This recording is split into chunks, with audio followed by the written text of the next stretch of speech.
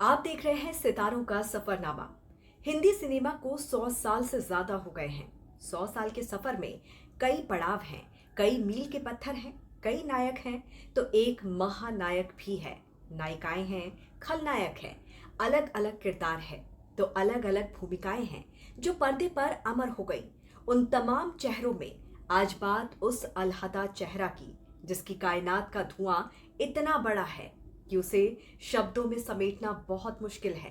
वो नाम जो हिंदी सिनेमा को सबसे प्यासा था, वो नाम जो कागज के फूलों पर लिखा जाता था, वो नाम जिसकी जिंदगी में साहिब, बीवी और गुलाम के सिवा कुछ नहीं था।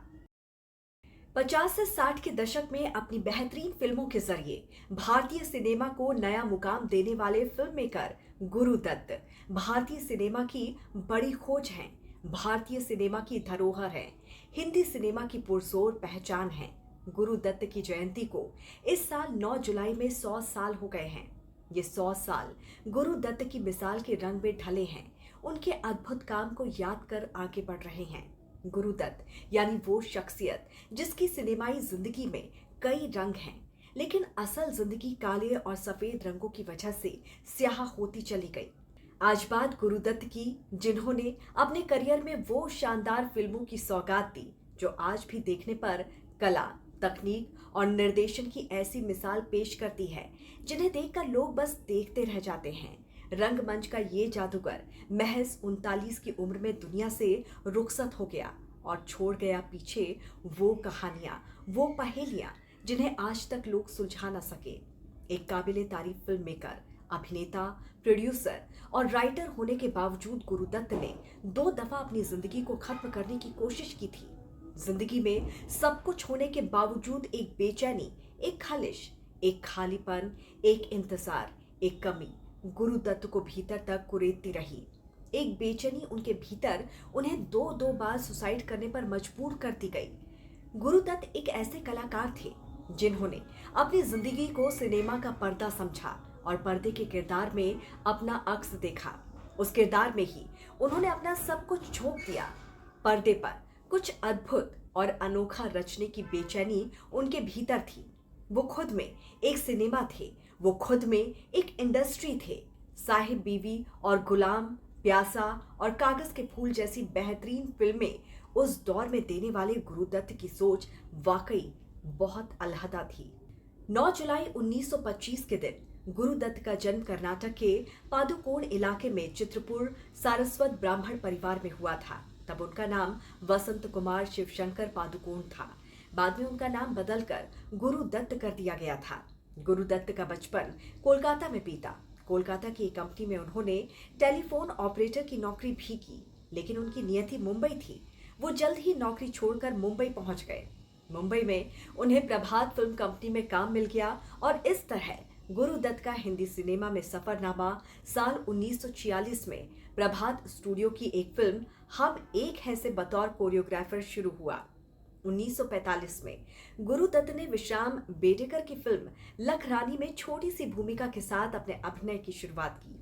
इसके बाद 1946 में उन्होंने असिस्टेंट डायरेक्टर के रूप में काम किया और पीएल संतोषी की फिल्म हम एक हैं के लिए डांस डायरेक्शन भी किया।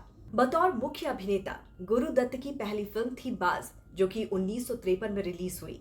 लेकिन गुरुदत्त के भीतर अभिनय के साथ साथ एक निर्देशक भी सांस भर रहा था। उन्होंने 8 हिंदी फिल्मों का निर्देशन किया, जिसमें से कई अंतर्राष्ट्रीय स्तर पर कल्ट क्लासिक मानी जाती हैं। प्यासा, कागज के फूल, चौधरी का चांद और साहिब, बीवी और गुलाम जैसी फिल्में मील का पत्थर बन गई। फिल्म प्यासा को टाइम पत्रिका की 100 महानतम फिल्मों की लिस्ट में शामिल किया गया। निर्देशन में गुरुदत्त का कैमरा वर्क, उनकी कलात्मक सोच, खास तौर पर क्लोजअप शॉट्स, लाइटिंग और उदासी के चित्रण को पर्दे पर एकदम नेचुरल तरीके से उतारना आज भी किसी रहस्य से कम नहीं है। वो कैमरे से कहानियां बयां कर देते थे। उनके क्लोजअप शॉट, रोशनी और अंधेरे के साथ लाइट का संयोजन कमाल का होता है। उनकी फिल्में भावनाओं का ज्वार पैदा करती हैं। सामाजिक पृष्ठभूमि पर रिश्तों के ताने बाने के बीच एक संघर्ष, हताशा, हार और हकीकत को बयां करती है। गुरुदत्त अपने समय का सिनेमा से बहुत आगे थे।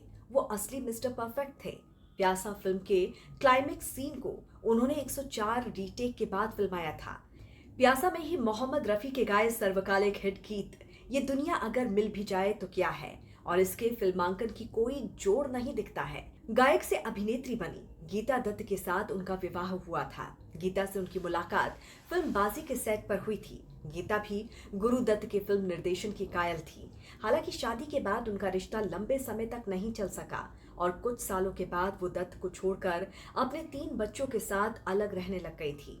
हालांकि शादी के बाद वहीदा रहमान के साथ उनके प्यार की चर्चा सिनेमा के गलियारों में होती रही है। उन्होंने ही वहीदा को साल 1956 में आई फिल्म सीआईडी में काम दिलवाया था। प्यासा, कागज के फूल, चौदहवीं का चांद और साहिब बीवी और गुलाम सभी फिल्मों में वो वहीदा रहमान के साथ नजर आए थे। दोनों की ऑन स्क्रीन केमिस्ट्री को दर्शकों ने काफी सराहा था। इंडस्ट्री को एक से बढ़कर एक फिल्में देने वाले गुरु दत्त उस वक्त दिवालिया हो गए जब उनकी फिल्म कागज के फूल फ्लॉप हो गई। प्रोफेशनल और पर्सनल लाइफ के बीच चल रहे अंतर्द्वंद में गुरु दत्त बिल्कुल टूट चुके थे। उन्होंने 2 बार आत्महत्या करने की कोशिश की। 10 अक्टूबर की सुबह गुरु दत्त एक उपन्यास के साथ मृत पाए गए थे। उनकी आखिरी फिल्म बहारें फिर भी आई थी। गुरु दत्त को उनकी मृत्यु के कई साल बाद प्रशंसा और सम्मान मिला। उन पर फिल्में बनी और किताबें लिखी गई। ये ठीक वैसे ही हुआ जैसे उनकी फिल्म प्यासा के क्लाइमैक्स में दिखाया गया था, जब मरने के बाद नायक को प्रसिद्धि मिलती है। उनका नाम भी उन कलाकारों में शामिल है जिनकी मौत एक रहस्य बनकर रह गई है।